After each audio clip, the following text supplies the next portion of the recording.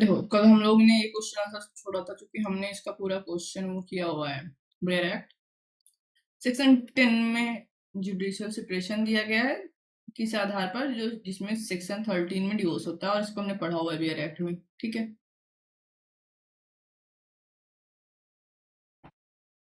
चलो।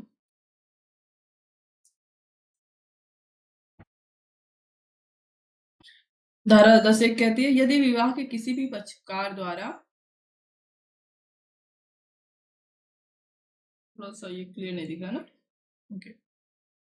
यदि विवाह के किसी भी पक्षकार द्वारा इस धारा के अंतर्गत कोई याचिका प्रस्तुत की जाती है और न्यायालय यह पाता है कि कोई ऐसा कारण मौजूद है जो विवाह विच्छेद के लिए पर्याप्त है, तो न्यायालय न्यायिक पृथक्करण का आदेश देगा। तो ये क्वेश्चन सेक्शन 10 पे है। मैंने पहले बोला सेक्शन 13 के आधार तैयार कर लोगे, सेक्शन 10 लिख सकते हो। सेक्शन 10 क्या है? जुडिशियल सेपरेशन है।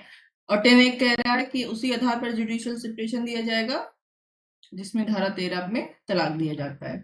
तो ये क्वेश्चन तुमको अलग से तैयार करने का बेसिस जरूरत नहीं है। अब देखो, क्योंकि भी देखना तो आधार तो तुम धारा 13 का तैयार तलाक का करोगे, वही लिखोगे। कुछ एक्स्ट्रा चीजें इसमें हम देखेंगे, जैसे कि न्यायिक पृथक्करण का उद्देश्य क्या होता है। जैसे पति पत्नी में आपस में लड़ाई हो गई, साथ में नहीं पड़ रहा, सॉरी बन रहा, तो न्यायालय क्या करेगा कि भैया आप लोग कुछ टाइम के लिए अलग रहेगा, देखो तलाक लेकर क्या करोगे। धारा 13 में भी ये लिखा हुआ है कि अगर आप तलाक लेने आए हैं और न्यायालय को लगता है कि इनको थोड़ा सा जुडिशियल सेपरेशन देना चाहिए, अलग अलग रहने के लिए देना चाहिए, ताकि इनके बीच हो सकता है बात बन जाए, कूलिंग पीरियड, तो आपको धारा 13 में तलाक की जगह धारा 10 में जुडिशियल सेपरेशन दे देगा। तो अब याद रखना कि अगर सेक्शन 10 न्यायिक पृथक्करण आया तुम्हारे पास, तो तुमको ये उद्देश्य तो लिखना तैयार करना पड़ेगा इसका। धारा 10(1) कहता है कि उन्हीं आधार पर न्यायिक पृथक्करण होगा जिसमें धारा 13 में तलाक होता है। तलाक वाला सारा ऑप्शन तुमको तैयार करना है, तो वो तैयार रहेगा। तो धारा 10 जब अगर आ गया, न्यायिक पृथक्करण आ गया, तो वहां पर भी वो सारे आधार लिख देना।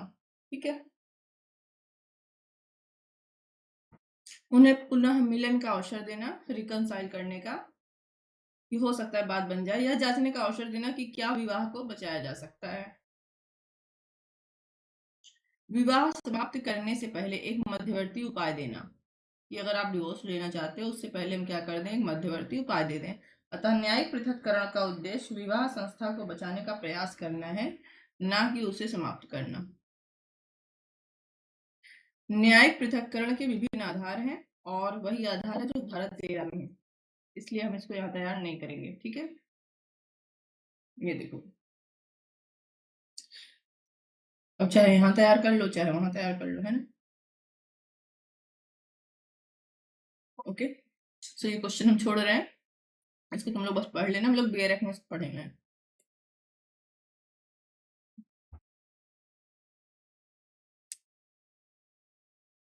ठीक है, और BRF वाली क्लास देख लेना, फिर भी समझ में आ जाएगा, बहुत इजी है। ठीक, ये आ गया क्वेश्चन। हिंदू विवाह अधिनियम में विवाह विच्छेद की व्यवस्था की गई है, जिससे पति पत्नी अपने विवाह को समाप्त कर सकते हैं। ये रहा क्वेश्चन, क्वेश्चन ऊपर होगा। ठीक है, ये रहा। हिंदू विवाह अधिनियम 1955 के अंतर्गत किन आधारों पर विवाह विच्छेद प्राप्त किया जा सकता है।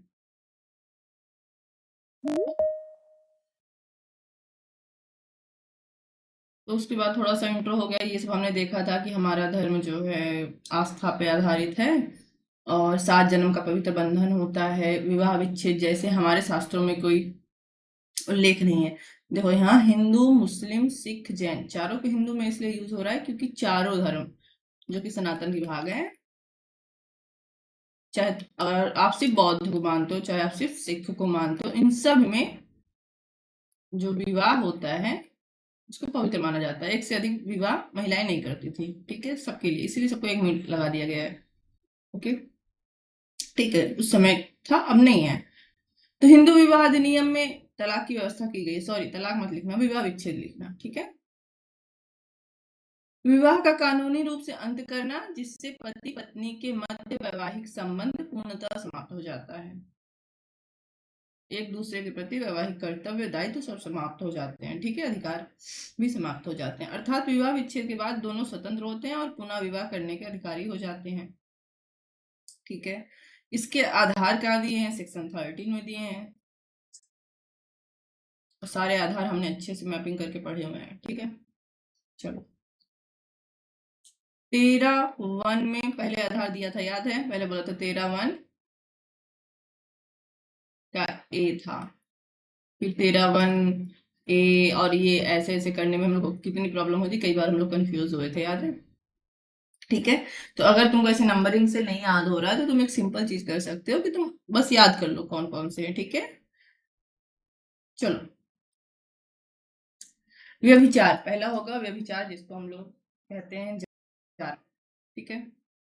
पहले ये अपराध था आईपीसी में, और अगर वाइफ महिला किसी अन्य के साथ संबंध में थी शादीशुदा के दौरान, तो जिस मैन के साथ थी उसको दंड दिया जाता था। मोस्टली महिलाओं को क्या माना जाता था कि हो सकता है कोई कारण, मतलब महिलाओं को जो है गलत तरीके से यूज किया हो, इन्हें इनोसेंट माना जाता था। बट अगर हस्बैंड किसी अन्य महिला के साथ संबंध में है तो हस्बैंड को दंड दिया जाता था, ठीक है। तो न्यायालय ने, सुप्रीम कोर्ट ने इसको क्या कर दिया था, समाप्त कर दिया था आईपीसी में, क्योंकि ये क्या करता था, इक्वलिटी के विरुद्ध था, समानता नहीं देता था, ठीक। और नए लॉ बीएनएस में अब ये अपराध नहीं है, ओके। अर्थात अगर आप हस्बैंड वाइफ हो और हस्बैंड से अलावा किसी अन्य के साथ रिलेशन में हो, वाइफ के अलावा किसी अन्य के साथ रिलेशन में हो, ठीक है, तो ये अपराध नहीं है, लेकिन तलाक का एक आधार है, ठीक। पहला शब्द ए फॉर एडल्ट्री, जार कर्म, ठीक। शुभ ब्रह्मा वर्सेस सरस्वती AIR 1964। न्यायालय ने कहा कि व्यभिचार का अर्थ है किसी विवाहित व्यक्ति द्वारा अपने पति पत्नी के अतिरिक्त किसी अन्य के साथ स्वेच्छा से यौन संबंध बनाना। 1964 की भी देखनी, ठीक है। और ये दास्ताने वाला, दास्ताने बनाम दास्ताने, एक सेकंड बेटा रुक जाना, एक सेकंड रुको। तो ये वाला केस अगर तुम लोग तैयार करोगे तो इसको तैयार करोगे, इसमें जो हस्बैंड और वाइफ हैं, दो लोग हैं, ठीक है, हस्बैंड और वाइफ लोग हैं। सेक्शन 5 में शून्य विवाह हमने पढ़ा था ना, मतलब पहला पति जीवित है या पत्नी जीवित है तो दूसरा विवाह कर लेना, ठीक है। इसमें जो हस्बैंड था, इसकी वाइफ, पहली वाइफ जीवित थी, ठीक है, जिसका नाम था सुब्रह्मा, कहाँ गई, ये रही, ये जीवित है। और जो इनके हस्बैंड हैं, इन्होंने दूसरा विवाह कर लिया, तो हस्बैंड ने जो दूसरा विवाह किया उनका नाम था सरस्वती, महिला का नाम, ठीक है। ये फर्स्ट वाइफ थी और ये सेकंड, डिवोर्स नहीं हुआ था, तो ये द्विविवाह पर जाएगा, एक से अधिक बहुविवाह पर जाएगा, बाइगैमी पे जाएगा केस, ठीक है, वहां लिख सकते हो। अब देखो ये वाली परिभाषा, चूंकि मैंने बोला फिर से गूगल ट्रांसलेट किया है, तो एक जो जजमेंट आता है कई कई पेज का आता है, ठीक है, तो कहीं पर उसमें उस केस में ये टॉपिक उठा होगा व्यभिचार वाला भी, इसलिए कोर्ट ने इसको डिफाइन कर दिया। और जाहिर सी बात है, अगर आपका पहली वाइफ जीवित है, वाइफ 1 जीवित है, आपने वाइफ 2 से शादी की, ठीक, जो कि विवाह क्या होगा, शून्य होगा हिंदू मैरिज के अंतर्गत। इसका मतलब अगर आप इनके हस्बैंड हैं और आपने इनसे शादी की है तो ये विवाह तो शून्य है, तो इसका मतलब आप अपनी शादी से बाहर जाके क्या कर रहे हैं, स्वेच्छा से यौन संबंध बना रहे हैं, और ये व्यभिचार में जाएगा, ठीक है। तो यहाँ व्यभिचार का भी केस बन सकता है और इस पे हम डिवोर्स ले लेंगे, ठीक है। दास्ताने वर्सेस दास्ताने हम यहाँ नहीं पढ़ेंगे, दास्ताने वर्सेस दास्ताने होगा कुछ इसमें भी विचार से संबंधित, लेकिन हम इसको क्रूरता में पढ़ेंगे, बहुत अच्छे से पढ़ेंगे, ये तुम्हारे 7th पेपर के लिए भी इंपॉर्टेंट है। क्रूरता आ गया, क्रूरता, ठीक है, ओके। क्रूरता ये हमने देखा था कि जब पति पत्नी एक दूसरे के साथ क्रूरता करें, देखो इसमें बहुत इंपॉर्टेंट बात याद रखना कि इसमें शारीरिक क्रूरता तो है, मारपीट वगैरह करना, मानसिक उत्पीड़न भी शामिल है, इसमें बहुत सारी चीजें हैं। मान लो कि हस्बैंड है और उसके सारे रिलेटिव के सामने वाइफ उसको क्या बुलाती है, कैरेक्टरलेस, बार बार, तुम तो कैरेक्टरलेस हो, तुम्हारा तो चक्कर चल रहा है, तुम तो बहुत बेकार हो, ऐसा वैसा उल्टा सीधा इसको बोलती है, ये क्या है, हस्बैंड को मानसिक क्रूरता देना, ठीक है। इस आधार पर वाइफ है, उसको हस्बैंड शारीरिक रूप से नहीं परेशान कर रहा, लेकिन मानसिक रूप से बार बार मतलब टॉर्चर कर रहा है मानसिक रूप से, ठीक है। हर चीज के लिए उसको इंसल्ट कर रहा है, तो ये मानसिक क्रूरता में आएगा, ठीक है। जिससे दाम्पत्य जीवन असहनीय हो जाए, ठीक है। समर घोष वर्सेस जया घोष, और ये मानसिक क्रूरता से केस संबंधित है। और इसमें कोर्ट ने कुछ कहा जैसे कि निरंतर अपमान या असम्मान करना, बेवजह पति या पत्नी पर आरोप लगाना, असंवेदनशील व्यवहार करना, ठीक है। इतने बड़े घर में 20 लोग हैं, वाइफ है आपकी, आपका सारा काम कर रही है, एज ए हस्बैंड वाइफ आप लोग रह रहे हो, लेकिन वाइफ से आप बात ही नहीं करते, आपने बात करना छोड़ दिया। 1 दिन 2 दिन 4 दिन 5 दिन, जब वो आपको कुछ बात करने की कोशिश करती है आप मुंह फेर लेते हो। आप क्या कर रहे हो? असंवेदनशील व्यवहार कर रहे हो, ठीक है। विवाहित कर्तव्यों से इनकार करना इत्यादि। और ये बहुत इंपॉर्टेंट केस इसलिए हम हो गया है क्योंकि ये जानते हो, ये जो केस है ना, जो ये समर घोष है, ठीक है, और जया घोष में, ये हस्बैंड वाइफ थे। और ये जो है, देखो घोष है तो वेस्ट बंगाल का केस देख के ही लग रहा है, ठीक है। बहुत बड़ी पॉलिटिकल पार्टी थी, राजनेता थे, उनकी बेटी थी जया घोष, ठीक है ना। शादी हुई इनकी, ओके, हिंदू रीति रिवाज से शादी हुई, सब कुछ बढ़िया चल रहा था। शादी के बाद जो जया घोष है, जो वाइफ है, ठीक है, ये अपने हस्बैंड से कहती हैं कि मुझे माँ नहीं बनना है, ठीक है। I have no intention to have a child, Jaya Ghosh कह रही है अपने पति समर घोष से ना। शादी का एक उद्देश्य होता है कि हमें संतान हो, ठीक है, ओके। ये बात इन्होंने शादी से पहले नहीं बताई थी, शादी के बाद बता रही हूँ मुझे बच्चा नहीं चाहिए, ठीक। पति ने इसको मानसिक पीड़ा माना, क्या माना? मानसिक पीड़ा माना, और इस आधार पर केस किया, ठीक है। पति ने कहा कि एक तो इनको बच्चा नहीं चाहिए, दूसरा हमारे बीच कोई स्नेह का संबंध नहीं है, ठीक है, ना ही हस्बैंड वाइफ जैसे कोई रिलेशनशिप है, ना ही ये मुझे फैमिली की तरह क्या कहते हैं ट्रीट करती हैं, और मुझे मेरे पॉलिटिकल करियर से भी दूर करना चाहती हैं, ठीक है, ठीक है। पत्नी ने कहा ऐसा कुछ नहीं है, मैंने कोई क्रूरता नहीं की है, ठीक है, मैंने कोई क्रूरता नहीं की है।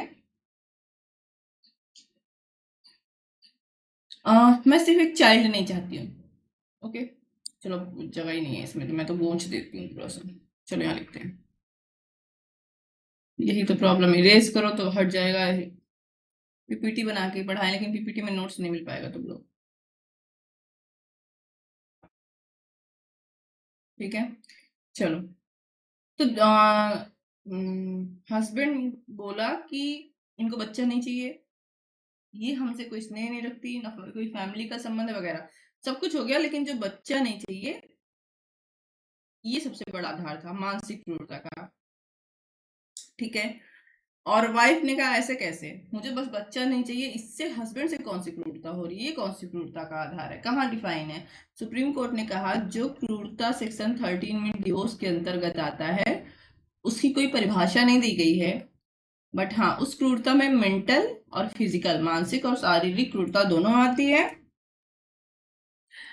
और मानसिक क्रूरता का कोई डिफाइन नहीं है। जो बच्चा होता है वो विवाह में एक आवश्यक तत्व होता है, और अगर आपको वो नहीं चाहिए तो हस्बैंड के साथ ये क्या है, मेंटल टॉर्चर टाइप में आएगा और डिवोर्स दे दिया, ठीक है, ओके।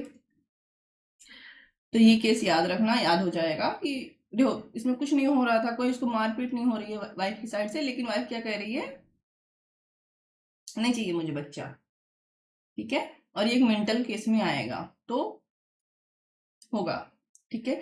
अगर वाइफ तैयार हो जाती नहीं नहीं ठीक है हम बच्चा हो जाएंगे, तो वो हो सकता है कि उनको डिवोर्स ना मिलता, ठीक है। दूसरा केस जो ऊपर था, और मैंने कहा अभी क्रूरता वाले में देखेंगे, तो क्रूरता में नहीं लिखा है, दोबारा नहीं लिखा है, और वो है Dastane versus Dastane, very important case, याद रखना।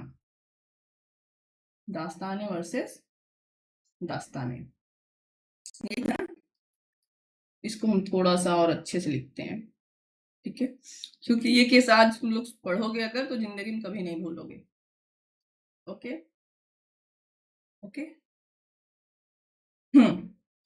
बहुत ध्यान से देखना। डॉक्टर एन जी दास्ताने, ये पहले वाले हैं, ये हस्बैंड है, versus Mrs S Dastane, Mrs S Dastane, तो सरनेम वाइफ का हस्बैंड का ही मिल जाता है तो ये वाइफ होंगी, ठीक है। सुप्रीम कोर्ट का केस है AIR 1975, सुप्रीम कोर्ट 1534, ठीक है।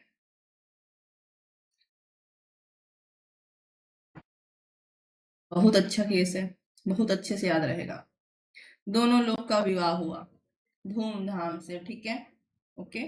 इनके आगे जो डॉक्टर लगा ये सिर्फ PhD करके नहीं लग गया था, PhD तो इन्होंने किया था, ये साइंटिस्ट थे, क्या थे, वैज्ञानिक थे। अब देखना, ओके, भारतीय कृषि अनुसंधान संस्थान में वैज्ञानिक थे, ओके।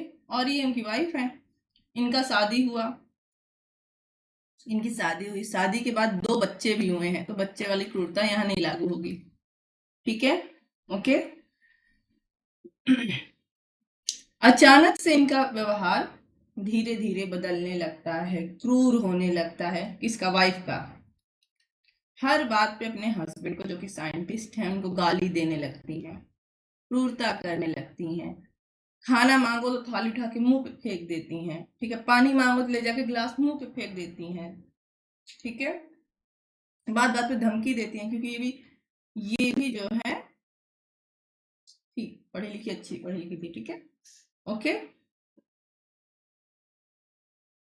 कह रही थी ज्यादा करोगे तो सुसाइड कर लेंगे, ठीक है, आक्रामक हो गई थी, मतलब जितने प्रकार से पति की इंसल्ट कर सके करती थी मिस्टर दास्ताने की। लेकिन इसका मतलब ये नहीं कि मिस्टर दास्ताने इस बात पे डिवोर्स लेने चले गए, बहुत सीधे इंसान थे ये, बहुत सीधे, गाय की तरह सीधे थे, ठीक है। ये ड्यूटी से आते थे, ठीक है, ये दरवाजे का गेट नहीं खोलती थी, ये 1-1 2-2 घंटा बाहर धूप में खड़े रहते थे, बैठे रहते थे, ठीक है, ओके, ठीक है। प्रॉब्लम कब क्रिएट हुई पता है, एक दिन रात में आ, बच्चे रो रहे थे बहुत तेज तेज से, और मिस्टर दास्ताने उठे, तो ये जो देवी जी हैं, वाइफ जी, ये क्या कर रही थी, बच्चों के मुंह में लाल मिर्च भर दी थी, और अब मिस्टर दास्ताने का क्या हो गया, टूट गया। मिस्टर दास्ताने का जो संयम था, जो सीधी गाय थे, वो मिसिंग आ गई, चले गए कोर्ट डिवोर्स लेने, कोर्ट चले गए डिवोर्स के लिए, ठीक है। क्रूरता को आधार बनाया, जाहिर सी बात है, इसलिए मैंने कहा क्रूरता के साथ पढ़ना है, क्रूरता अलग से लिखने को आएगा, वहां पे तुमको लिखना है, ठीक है, ठीक है। सेक्शन 13(1)(2) में, ठीक, पति ने कहा मेरी पत्नी की मानसिक हालत बहुत खराब है और इनके साथ रहना मानसिक पीड़ा और क्रूरता देता है, जबकि वाइफ ने कहा ये सारे आरोप झूठे हैं, मेरा दिमाग, मानसिक स्थिति सब ठीक है, ठीक है।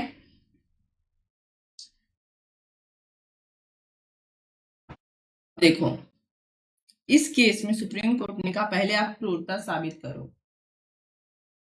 क्या करो, क्रूरता साबित करो, वो भी संदेह से परे। देखो, संदेह से परे का एक सिद्धांत होता है लॉ में, कि आप जो भी सबूत साबित करोगे, एक्स के ऊपर मर्डर का चार्ज है, तो आप अगर वो मर्डर साबित करना चाहते हो, आप विक्टिम हो, तो आपको संदेह से परे साबित करना होगा।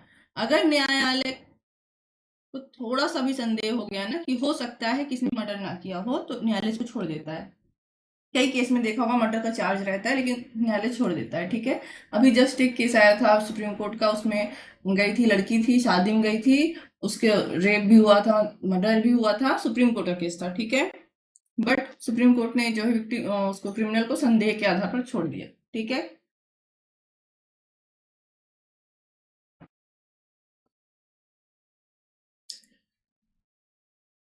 बहुत इम्पॉसिबल भूल जाओगे। जैसे कि सुप्रीम कोर्ट ने कहा था कि ये शादी के 7-8 साल बाद गए थे डिवोर्स लेने। तो लॉ का एक नियम होता है कि जितनी जल्दी अगर आपके साथ क्रूरता हो रही है तो आप जल्दी से जल्दी आने की कोशिश करो, ठीक है? क्या करो? जल्दी से जल्दी आने की कोशिश करो, ठीक है? और justice delay and justice denied, okay, ये वाला रूल नहीं है, दूसरा रूल लागू होगा, ठीक है? दूसरा जो वो है, जो हमने संदेह के आधार पर बियॉन्ड रीजनेबल डाउट वाला रूल देखा, वो देखा, ठीक है? ओके। तीसरा, कोर्ट ने वही कहा कि अभी तक आप कहाँ थे, आपको समय पर आना चाहिए था, तो कोर्ट ने डिवोर्स देने से मना कर दिया। इसलिए ये केस तुमको याद रहेगा। इतनी क्रूरता हो रही है, कोर्ट ने कहा बच्चों का तो कुछ सोचो, बच्चों का तो सोचो, आप लोग की लड़ाई में बच्चों का क्या होगा? अरे सर, ये बच्चों का सोच के ही गया था, अपना सोच के नहीं गया था, ठीक है? चूंकि बच्चे छोटे थे, न्यायालय ने सोचा कि माँ बाप दोनों रहेंगे, ठीक है? और तो डिवोर्स नहीं दिया। लेकिन एक चीज जो हमने इससे पढ़ी और हमने कहा दोनों यूज कर सकते हैं, तो क्या दे सकता है कोर्ट? सेक्शन 10 यूज हो गया यहाँ पे, जुडिशियल सेपरेशन। अलग अलग रही है आप, वाइफ को भी डिवोर्स नहीं चाहिए था, हस्बैंड को सुरक्षा चाहिए थी, तो ठीक है भैया, आप लोग अलग अलग रहकर देखो, हो सकता है वाइफ सुधर जाए, है ना? और डिवोर्स ले लोगे तो एकदम से टूट जाएगा रिश्ता, ठीक है? न्यायालय ने क्या कर दिया था? न्यायिक पृथक्करण दे दिया था, ठीक है? अब ये केस जरूर याद रखना, ठीक है? ये केस लिखना, उसके बाद ही मेंटल टॉर्चर में समर घोष वर्सेस जया घोष 2007 वाला लिखना, ठीक है? ओके। और इसमें संदेह से परे आपको साबित करना पड़ेगा वाला सिद्धांत दिया गया था, ये भी रखना, ठीक? चलो, अगला है थर्ड नंबर, परित्याग। तो पहला हो गया एडल्ट्री, दूसरा हो गया क्रूरता, तीसरा हो गया डिजर्शन। डिजर्शन मतलब परित्याग कर देना, ठीक है? यदि पति या पत्नी बिना उचित कारण और दूसरे की इच्छा के विरुद्ध लगातार 2 वर्ष या उससे अधिक तक अलग रह रहे हैं, तो यह याद रखना इसमें दो चीज, कि बिना उचित कारण, हस्बैंड या वाइफ में से कोई बिना युक्त कारण के, और 2 वर्ष से अधिक, अगर ये लिखने को आ गया, अरे अलग से आ गया, इसको तो लिखोगे शॉर्ट में, अलग से भी आ गया, तो ये दो चीज हमेशा याद रखना। 2 वर्ष से अधिक समय के लिए अलग रह रहे हैं तो कोर्ट क्या दे देगा? डिवोर्स के लिए अप्लाई कर सकते हैं। हमेशा याद रखना, डिवोर्स मिल सकता है, डिवोर्स नहीं दिया, अगर कोर्ट चाहता है तो जुडिशियल सेपरेशन दे देगा, ठीक है? Okay. Bipin Chandra versus Prabhavati, AIR 1957। न्यायालय ने कहा परित्याग के दो तत्व होते हैं, वास्तविक पृथक्करण, ये केस भी इंपॉर्टेंट है, और वापस न लौटने का इरादा। इस केस में, प्रभावती के केस में देखो, बिपिन चंद्रा वर्सेस प्रभावती, इसको याद रखना, इसमें कोर्ट ने कहा कि परित्याग दो प्रकार का हो सकता है। एक वास्तविक परित्याग कर दिया, अलग रह रहे हैं, ठीक है, साथ नहीं रहना, और एक होता है अलग रह रहे हैं और कभी साथ में वापस नहीं रहेंगे, ऊब गए एक दूसरे से, मतलब ठीक है, डिवोर्स वाला आवेदन हो जाए, ठीक है? तो जब वापस लौटने का इरादा ना हो, तभी तो हम क्या करेंगे? डिवोर्स देंगे, है ना? हो सकता है कि अलग रह रहे हैं, बाद में बात बन जाए तो हम जुडिशियल सेपरेशन दे देंगे। अगर दूसरा वाला है कि कभी साथ रहना ही नहीं है, ऑलरेडी 2 साल से अलग रह रहे हैं, तो क्या करोगे? 1 साल का जुडिशियल सेपरेशन देके वो फिर भी साथ नहीं आएंगे, तो इनको डिवोर्स दे दो। फोर्थ नंबर पे हो गया, देखो, एडल्ट्री। तुम लोगों के कीवर्ड बनाते हुए चल रहे हैं ताकि तुम लोग अगर सिर्फ उसको याद कर लो तो पूरा याद हो जाएगा। एडल्ट्री के बाद क्या थी? क्रुएल्टी, ठीक है? फिर आया था डिजर्शन, डिजर्शन ही तो था, क्या कहते हैं उसको,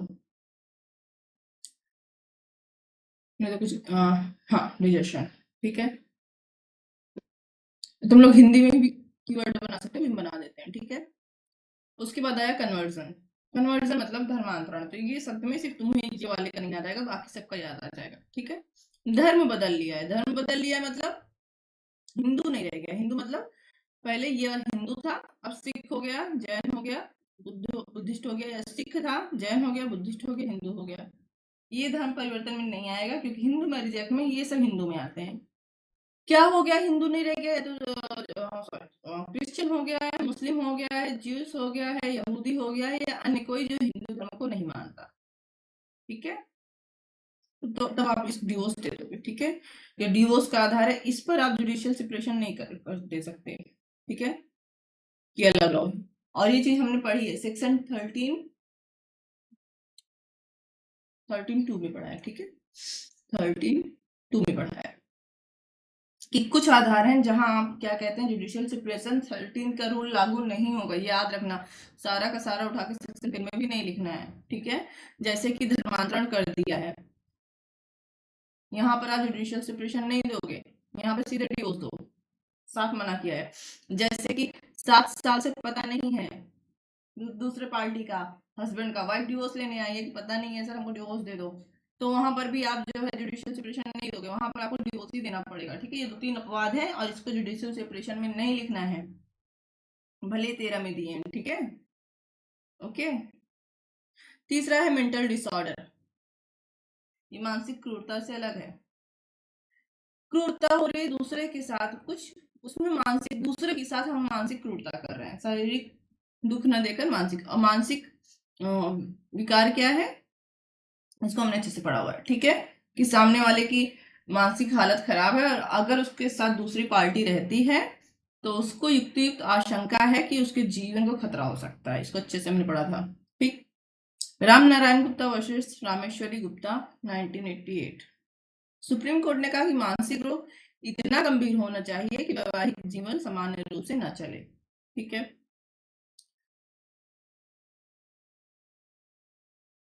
संक्रामक यौन रोग। ठीक है, ऐसा कोई रोग है एज ए हस्बैंड वाइफ रहने पर एक दूसरे को फैल सकता है। ठीक है, आई नो समवन, एक हस्बैंड था और शादी के टाइम पे उसको चाइल्ड थी। ठीक है, एंड नाउ आई थिंक 20 साल पहले का केस है, मैं जानती हूँ किसी को। ठीक है, और उसकी शादी हुई, लड़की को नहीं बताया, लड़की को शादी के मतलब पता चल गया, साल भर में पता चल गया और खूब बवाल हुआ, लेकिन लड़की ने डिवोर्स नहीं लिया। ठीक है, अब देखना, फिर उनको एक बेटा हुआ, बेटे को नहीं था, कोई ऐसी प्रॉब्लम नहीं थी, बट देखना वो जो मैन था वो अब भी जीवित है, लेकिन वो जो लेडीज थी वो हस्बैंड का एचआईवी वाइफ में चला गया, क्योंकि तुरंत बताया नहीं इन लोगों ने। 1 साल उसको खुद से पता चला तो उसने कोई शुरू में मतलब कोई प्रोसीजर मतलब सेफ्टी का अपनाया नहीं, जो भी है, क्योंकि उससे धोखा हुआ। ठीक है, सम्मति देकर धोखा हुआ, डिवोर्स का आधार था, नहीं लिया उसने डिवोर्स। ना देखो, ये वाइफ ना आई थिंक 2 साल पहले खत्म हो गई, 2 साल पहले इनकी मृत्यु हो गई सेम रोग के कारण। ठीक है, तो अगर ऐसा कोई रोग है जैसे एड्स है या सिफिलिस है, ठीक है, जो यौन यौन संबंधों के कारण ट्रांसफर हो सकता है, ठीक है, तो उस आधार पर विवाह विच्छेद किया जाएगा। ठीक है, और इसमें जुडिशियल सेपरेशन भी ले सकते हैं। संन्यास ले लिया है दूसरे पक्षकार ने तो यहाँ पर भी तलाक ले सकते हैं। ठीक है, मृत्यु की संभावना वही 7 साल से किसी का पता नहीं है, और इसका हमने भारतीय समाचार अधिनियम से मिला के पढ़ा था कि 7 साल से अगर किसी का पता नहीं होता तो उसको मृत्यु की धारणा कहते हैं, जबकि 30 साल से किसी के बारे में कुछ ज्ञात है और कोई कह रहा है नहीं ये मर गया है तो इसको मृत्यु की अवधारणा और जीवन की अवधारणा कहते हैं। ठीक, तो हमें 7 साल वाला यहाँ लिखना है। ठीक है, यदि कोई पति या पत्नी 7 वर्षों तक जीवित होने का कोई समाचार नहीं होता तो दूसरे पक्ष यह मानकर कि वह मृत हो गया है विवाह विच्छेद के लिए याचिका दायर कर सकते हैं। ठीक, पत्नी के विशेष आधार, ये 4 आधार हैं जहां से पत्नी को डिवोर्स का आधार मिलेगा। जब पति ने द्विविवाह कर लिया हो, भले उसका दूसरा विवाह शून्य है, लेकिन पत्नी क्या कर सकती है, डिवोर्स ले सकती है। ठीक है, ओके। पति ने बलात्कार, पशुवृत्ति या व्यभिचार किया हो, अननेचुरल तरीके से संबंध बनाया हो, रेप किया हो इत्यादि। ठीक है, संबंध बनाया हो तो वहां पत्नी क्या कर सकती है, डिवोर्स ले सकती है। नाबालिग विवाह का अधिकार, अगर पत्नी की शादी 15 साल से कम क्यों एज में हुई थी, ये अधिकार सिर्फ वाइफ को मिला है, तो भले उसका हस्बैंड के साथ संबंध बना हो या ना बना हो, 15 साल से लेकर के 18 साल के बीच में वो क्या कर सकती है, कोर्ट में डिवोर्स फाइल कर सकती है। ठीक है, इसको यौनावस्था का विकल्प कहते हैं। इसको अलग से तैयार, कहाँ से, कहीं से तो रिकॉर्डिंग कट हो गई, पता नहीं कहीं से तो हुई है। ओके, चलो यहीं से कर लेते हैं जहां से भी रिकॉर्डिंग कट हुई है। ये पत्नी वाले से फिर से। हाँ, सेक्शन 13(2) में 4 आधार दिए हैं जिसपे सिर्फ वाइफ को डिवोर्स का आधार मिल सकता है। ठीक है, सो पति ने द्विविवाह कर लिया हो या पति का पत्नी के साथ अननेचुरल रिलेशनशिप हो, अंडर 15 वाइफ की शादी हुई हो तो 15 से 18 के बीच में वो डिवोर्स फाइल कर सकती है। यौनावस्था का विकल्प कहते हैं, इसको अलग से तैयार करना। पति पत्नी के बीच विवाह के बाद रिलेशनशिप नहीं बन पा रहा है। ठीक है, ओके, प्रक्रिया क्या है, तो हम फैमिली कोर्ट जाएंगे डिवोर्स के लिए। विवाह का ऑफ कोर्स जब जाएंगे तो हम बताएंगे हमें किस आधार पर डिवोर्स चाहिए, साक्ष्य एवं दस्तावेज प्रस्तुत करना इत्यादि।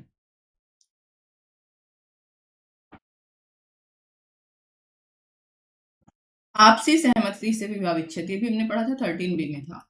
ठीक है, आवश्यक शर्त क्या है, जब पति और पत्नी 1 वर्ष से अधिक समय से अलग रह रहे हैं।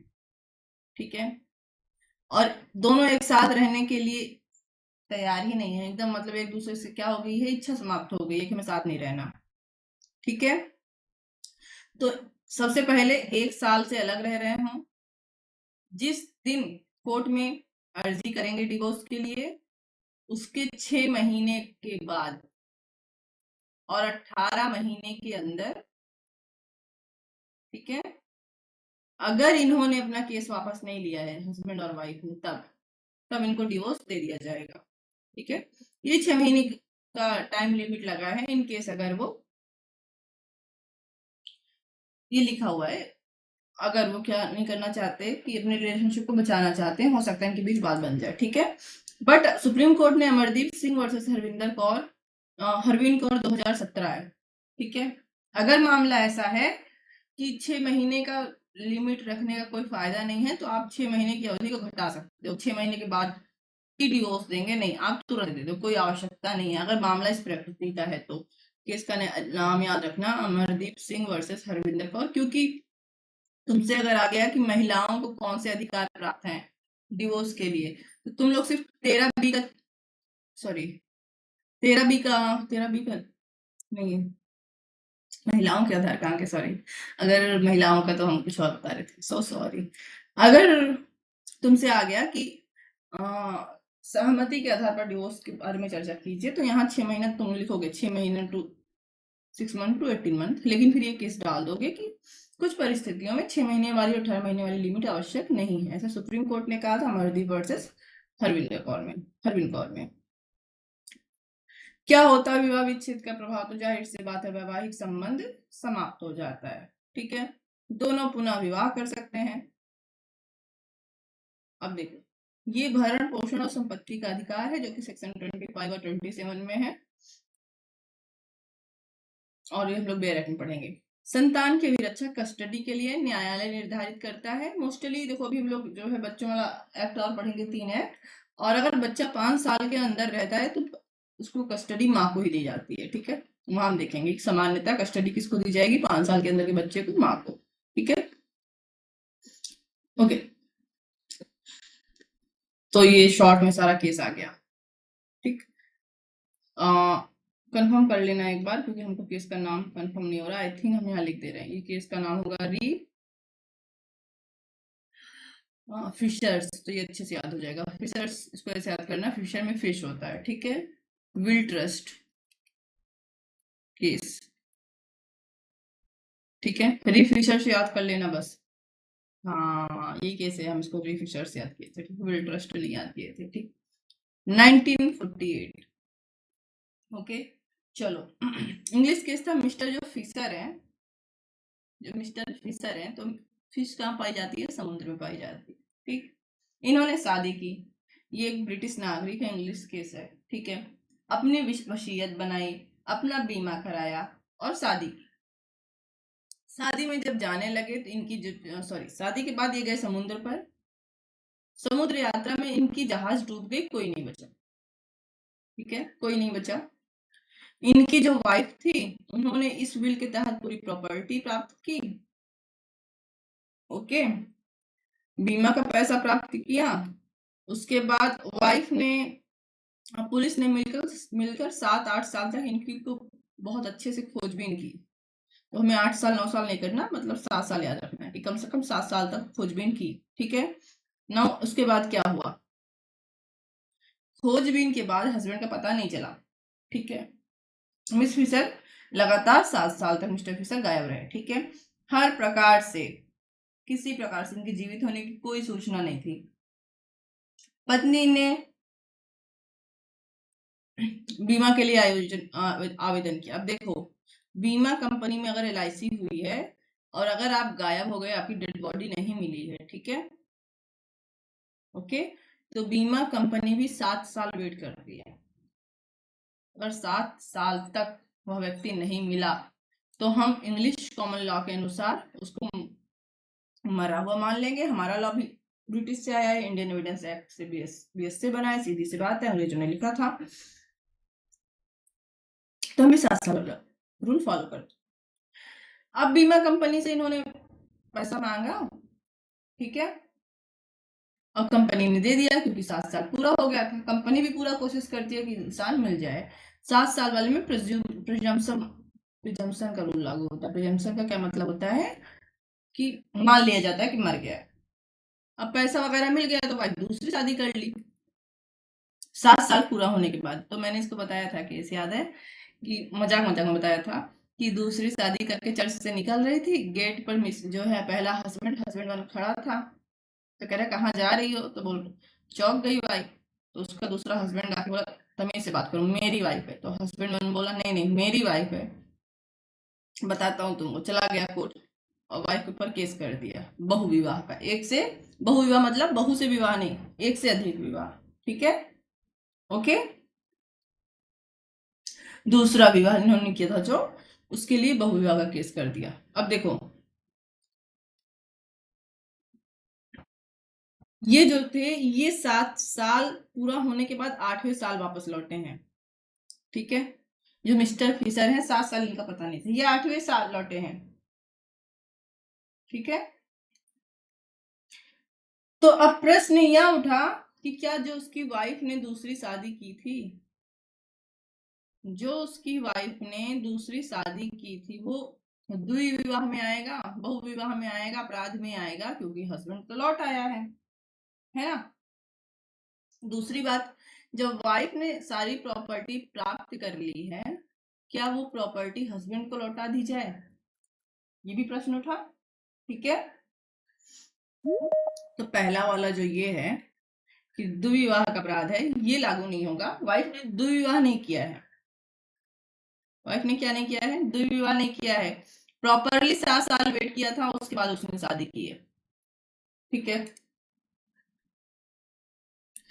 तो और लॉ के अनुसार दूसरा शादी मान्य है, तो पहला शादी समाप्त हो गया है, ये माना जाएगा। ठीक है, ठीक है,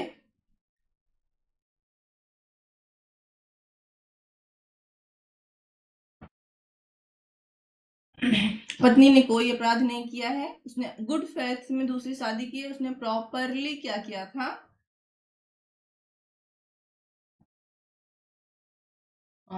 वेट किया था 7 साल। ठीक है, तो देखो यहाँ बहुत ध्यान से देखना, वाइफ तो गई क्योंकि हस्बैंड 7 साल बाद लौटे हैं। ठीक है, चलो इसने द्विविवाह किया, ये मान्य हो गया। ठीक, नाउ हस्बैंड की सारी प्रॉपर्टी, बीमा का पैसा जो वाइफ को मिला है, बीमा वाला तो जाने दो क्योंकि हस्बैंड तो जिंदा है। ठीक है, हस्बैंड की जो प्रॉपर्टी है, जो घर है, जमीन इत्यादि, क्या वो पहले हस्बैंड को वापस जानी चाहिए? कोर्ट ने कहा नहीं जाएगी, क्योंकि जो प्रिजम्पशन ऑफ डेथ के आधार पर इन्होंने दूसरी शादी की थी, विधिक रूप से रूपांतरण हो गया है। ठीक है, और प्रॉपर्टी भी वाइफ के पास ही रहेगी। ठीक है, इस केस में ब्रिटिश न्यायालय ने कहा कि यदि कोई व्यक्ति 7 वर्ष तक लापता रहे और उसके जीवित होने का कोई प्रमाण न हो तो उसे मृत माना जाएगा। ठीक है, परंतु यदि वह लौट आए तो पूर्व में उसके मृत मानने पर हुए कार्य वैध रहेंगे। उसके पूर्व में अगर वो 7 साल बाद लौट रहा है, बट जिस 7 साल में वो गायब था, लौट रहा है, वो गायब था, इस आधार पर विधिक रूप से जो जो बदलाव हुए हैं, विधिक रूप से जो जो बदलाव हुए हैं वो मान्य होंगे। वाइफ ने दूसरी शादी कर ली, वो मान्य होगा। हस्बैंड हस्बैंड वन की पूरी प्रॉपर्टी वाइफ को चली गई, वो मान्य की होगी। देखो यहाँ सुन के थोड़ा सा अजीब लग रहा होगा, नहीं नहीं इसको प्रॉपर्टी वापस करना चाहिए। ध्यान देना, ये इसलिए किया गया कि मान लो कोई हस्बैंड गायब हो गया और वाइफ के पास प्रॉपर्टी आई, ठीक है। अगर ये ना बनाया जाए कि कानूनी रूप से क्या हो गया, कानूनी रूप से ये मालकिन हो गई है, ठीक है, और इसको पैसे की आवश्यकता है, ये वो प्रॉपर्टी किसी और को ट्रांसफर करना चाहती है, बेचना चाहती है, तो सामने वाला बच्चा नहीं खरीदेगा। ये क्या पता तुम्हारा पहला हस्बैंड वापस आ जाए, क्या पता तुम्हारा पहला हस्बैंड वापस आ जाए, और जब प्रॉपर्टी उसको वापस कर दी जाए, प्रॉपर्टी उसको वापस कर दी जाए तो तुम्हारे पास प्रॉपर्टी है ही नहीं, तो ये ट्रांसफर मान्य नहीं होगा, मेरा तो पैसा फंस जाएगा ना। ऐसी अन्य आवश्यकताएं बची रहें, ठीक है, इसलिए विधिक परिवर्तन को मान्य किया गया है, ठीक है। और ये जाने से पहले समुद्र पर विल बना के गए थे, अगर मेरी मृत्यु हो जाएगी तो मेरी प्रॉपर्टी वाइफ हो जाएगी, ठीक है। ओके ओके, अब तुम लोग को मैंने भारत साक्ष्य अधिनियम में बताया था, कौन से सेक्शन में था उसको यहाँ पे लिखना, ठीक है। आई थिंक 178, सॉरी 118 में शायद था, नए वाले में, इसको चेक करके यहाँ पे जरूर लिखना अगर तुम इसको लिख रहे हो, ठीक है। ओके, एक एक क्वेश्चन अच्छा खासा ले रहा है, जबकि हमने बेयर एक्ट से सेक्शन देखा हुआ है, ठीक। चलो, कैसे याद करोगे आधार, तो अपना एक कीवर्ड बना लेना, जैसे पहला एडल्ट्री था, दूसरा क्रुएल्टी था, तीसरा डिसर्शन था, चौथा कन्वर्जन था, ठीक है। उसके बाद क्या था, उसके बाद मुझे भी ध्यान नहीं आ रहा क्या था, ठीक है, उनको हम बना रहे हैं, लेकिन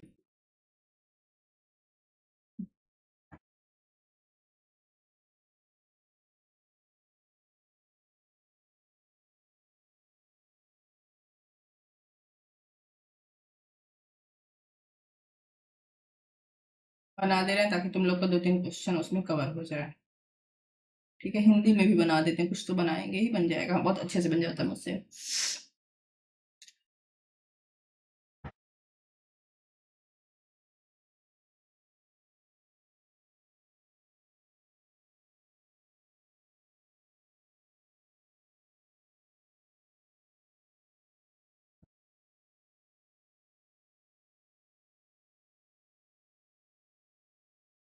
वाह, चलो, रुक जाओ, चलो ये हम लोग बनाते हैं, ठीक है। याद कर लेना सारा आधार, 10 में भी लागू हो जाएगा, ठीक है।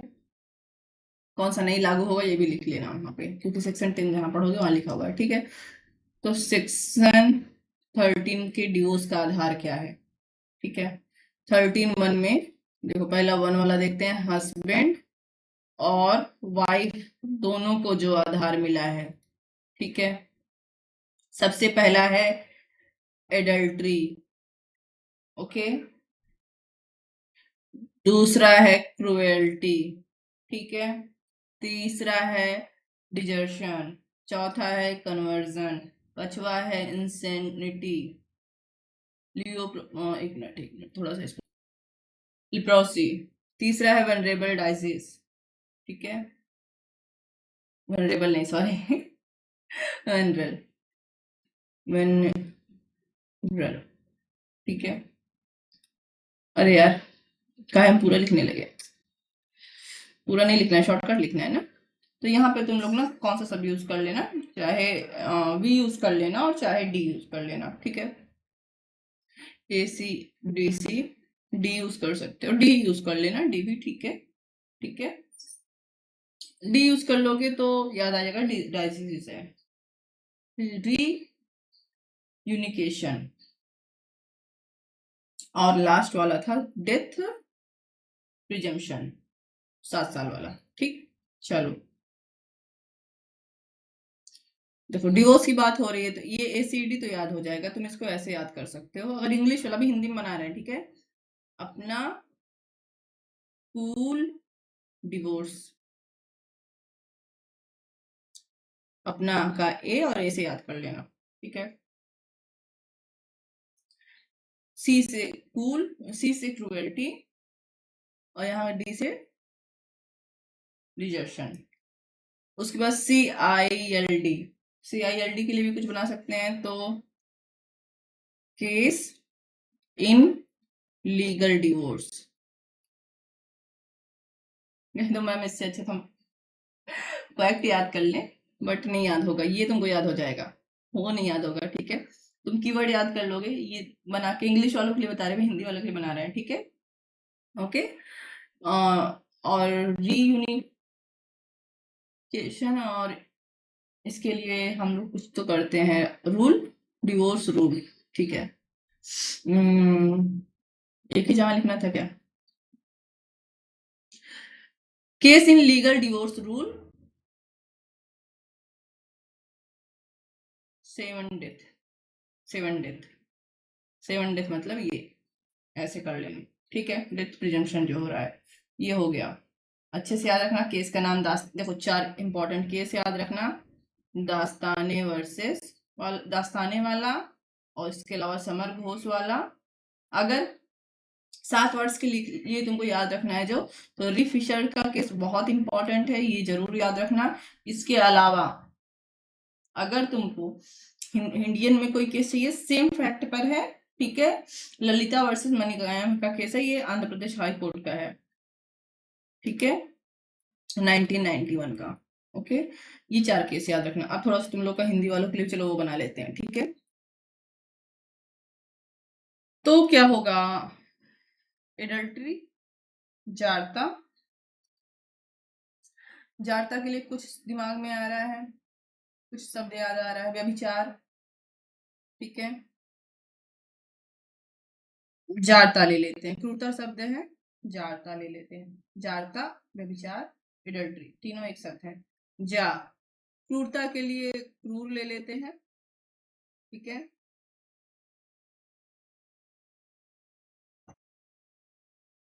अरे अभी बना रहे हैं, ठीक है, पहली बार इसका खुद ही बना रहे हैं, ठीक है, तुम लोग के लिए हम इंग्लिश वाला बनाए हुए थे, ठीक है। तीसरा था डिजर्शन, परित्याग, जारता, एडल्ट्री, क्रूरता, डिजर्शन, ठीक है। इसके बाद था कन्वर्जन, धर्म परिवर्तन, ठीक है, धर्म परिवर्तन। इसके बाद था इंसेंटिव, पागलपन, मानसिक अनसाउंड माइंड, ठीक है, पागलपन ले लो या मानसिक विकार ले लो। इसके बाद कुष्ठ रोग था, अच्छा कुष्ठ रोग वाला उसमें नहीं दिखा हमको, है ना, लियोपार्ड कुष्ठ रोग था। और उसके बाद था संक्रमित रोग। देखो 2 प्रकार का रोग है, एक कुष्ठ रोग है, एक संक्रमित रोग है, ये दोनों अलग अलग आधार था, ठीक है। अगला है संसार का त्याग करना, त्याग बनना, सन्यासी बनना भी यूज कर सकते हो, संसार का त्याग। और अगला है सेवन। अब चलो हम थोड़ा सा बनाते हैं, जा, परिधर्म, अरे यार एक सेकंड बना ठीक है। तो ये कीवर्ड बन गया, जाकर से त्यागा धर्म, पागल को रोग से मृत्यु हो गई। देखो 1 नंबर पे कौन है, जा से जार कर्म, जिसको हम व्यभिचार बोलते हैं, ठीक है। इसकी जगह अगर जाकर की, जारता की जगह तुम व्यभिचार लिख सकते हो, ठीक है, अगर लिखना चाहो तो। जा से जारता होगा, का से कर से क्रूरता होगा, ठीक है। त्यागा से परित्याग होगा, धर्म से धर्म परिवर्तन हो जाएगा, पागलपन से मानसिक विकार हो जाएगा, पागलपन हो जाएगा, को से कुष्ठ हो जाएगा, रोग से संक्रमण, संक्रमित, ट्रांसफर होने वाला रोग, ठीक है, यौन रोग हो जाएगा, ठीक है। और ये से सन्यासी हो जाएगा, मृत्यु से 7 साल वाली धारणा मृत्यु की, ये हो जाएगी। बहुत अच्छा बन गया, ठीक है। इसके अलावा अगर तुम लोग को ये लंबा लग रहा है तो एक और छोटा सा हम बता देते हैं, वो तुम बना सकते हो। व्यक्र, व्या से व्यभिचार, क्रा से क्रूरता, व्यक्र, पाधप, पा से परित्याग, धा से धर्म, पा से पागलपन, व्यक्र, पाधप, देखो हम कितना अच्छा संस्कृत का श्लोक बना रहे हैं। कुयसम, ठीक है, सम्र, कुय सम्र। तो कुय, ये दोनों रोग के लिए है। कु से कुष्ठ रोग, या से यौन रोग, ठीक है। सा से सन्यासी, माँ से मृत। तो ये दोनों में से कोई भी तुम लोग तैयार कर लेना, नो प्रॉब्लम। तो हमको तो व्यक्रपाधक को ठीक है। और जाकर त्यागा धर्म, पागल को रोग से मृत्यु हो गई। या पागल की रोग से मृत्यु हो गई, ये भी लिख सकते हो। जा से जार्म कर से क्रूरता, त्यागा से परित्याग, धर्म से धर्म परिवर्तन, पागल से मानसिक रोग, की से का से कुष्ठ रोग। और ये जो दूसरा वाला रोग है ये यौन रोग के लिए है। सा से सन्यासी, और मृत्यु से मृत्यु की उपधारणा। ये था सेक्शन 13(1) के लिए। अब हम लोग आगे का बनाएंगे, क्योंकि अभी तो समाप्त नहीं हुआ है ना। अभी हमने क्या देखा, सेक्शन 13(1) में हस्बैंड और वाइफ को जो आधार मिले हैं, ठीक है। इंग्लिश वाला भी देखा है ना, इंग्लिश वाला भी देखा। अपना कुल divorce case in legal divorce rule defined, ठीक है। जो था ACDC, ये आराम से हो जाएगा। ILDRD, ये इंग्लिश के लिए बना दिया, और ये हिंदी के लिए हो गया, ठीक है। अपना, ए से अपना, फिर अपना एडल्ट्री। तो इसके लिए तो तुम सिर्फ इतना ही याद कर सकते हो। इसके लिए तुमको वो वाला अपना कोल divorce case in legal valid rule याद करने की जरूरत नहीं है। तुमको अंदर का याद रहेगा। कीवर्ड सिर्फ इसलिए याद होता है कि किसके बाद कौन आएगा, ठीक है। और हिंदी के लिए ये 13(2) में जो +4 महिलाओं को अधिकार और मिले हैं, उन अधिकारों को भी हम लोग देख लेते हैं, क्योंकि महिलाओं को तो कुछ अलग से अधिकार भी मिले हैं, है ना, है ना। तो पति ने जब दूसरी शादी कर ली हो, ठीक है, पति ने क्या कर लिया हो, हिंदी में देखते हैं, सॉरी इंग्लिश में देखते हैं। पति ने दूसरी शादी कर ली हो, बाइगेमी, इसके द्वारा, हस्बैंड के द्वारा, ठीक है। BR, पति क्या कर रहा है, रेप कर रहा है, अननेचुरल रिलेशनशिप बना रहा है, मेंटेनेंस नहीं दे रहा है, या माइनर मैरिज हो गई है, ठीक है। तो ये तो याद हो जाएगा, BRMM। ये 4 आधार इंग्लिश वालों के लिए, ठीक है। हिंदी वालों के लिए दू से दूसरी शादी, ब से बलात्संग, दुभ दूब भक, ठीक है। ज्यादा नहीं सोचना इसके बारे में, कुछ भी बना लो, ठीक है, जैसे भी बना सकते हो। दूसरी, दूसरा, इसके लिए थोड़ा सा शब्द हम कुछ बना नहीं रहे। दूसरा बल, हाँ ठीक है, ये लगा सकते हो। दूसरा बल भर के, ठीक है, इसको ऐसे लिख लो, और नहीं याद हो रहा तो ऐसे लिख लो, दूसरा बल भर के। ये 4 आधार हैं जिसपे पत्नी को मिल सकता है, ठीक है। हम तो ये शॉर्ट वर्ड बोलेंगे। दूसरा विवाह, दूसरा विवाह जो पति कर रहा है। बल से बलात्संग या अननेचुरल रिलेशनशिप, भर से भरण पोषण, और के से कन्या, कन्या मतलब माइनर, ठीक। ये हो गया, ओके, ठीक है। ये ट्रिक याद रखना, ठीक है, ओके। और सेम है, सेक्शन 3 का भी सेम आएगा, ठीक है। तो ये तुम लोग अच्छे से याद कर लेना, दिखा रहे हैं हम, देखो ये याद कर लेना, ओके। हो गया एक आंसर। और ये अकेले इतना टाइम लिया है, कम से कम कीवर्ड्स बनाने के चक्कर में ये इतना आराम से 20 मिनट लिया है, ठीक है। इसको याद रख लेना, अच्छे से याद रख लेना। तो ACDC ILDRD, ठीक है। 4 3 7 दोनों, ये 9 आधार है। 9 को लाइन से याद करोगे तो तुमको भविष्य में उसमें काम आएगा, बाकी 9 आधार तुमको डिवोर्स में लिखना है। जुडिशियल सेपरेशन आ गया, वहां लिखना है। +4 वाइफ को जो और अलग से मिल रहा है वो है बाइगेमी, जो अगर हस्बैंड करता है एक से अधिक विवाह, ठीक है, दुष्कर्म कर रहा है वाइफ के साथ, मेंटेनेंस नहीं दे रहा है, या माइनर मैरिज, ठीक है, ओके। हिंदी में करना होगा ये वाला, तो ए से एडल्ट्री, जिसको व्यभिचार कहते हैं, जार कर्म। ये देखो, जा से जार कर्म में थोड़ा सा इसको जूम करते हैं, ठीक है। इसका कीवर्ड बना है जाकर त्यागा धर्म, जा से जार कर्म, कर से क्रूरता, त्यागा से परित्याग, धर्म से धर्म परिवर्तन, और पागल से पागल होगा। की से कुष्ठ रोग, रोग से वाले शब्द से यौन रोग, से संन्यास, और मृत्यु से 7 वर्ष की मृत्यु की उपधारणा।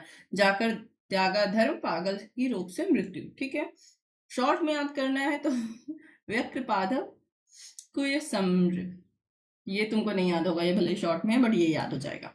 ओके ठीक है, क्लास कट कर रहे हैं। Okay bye.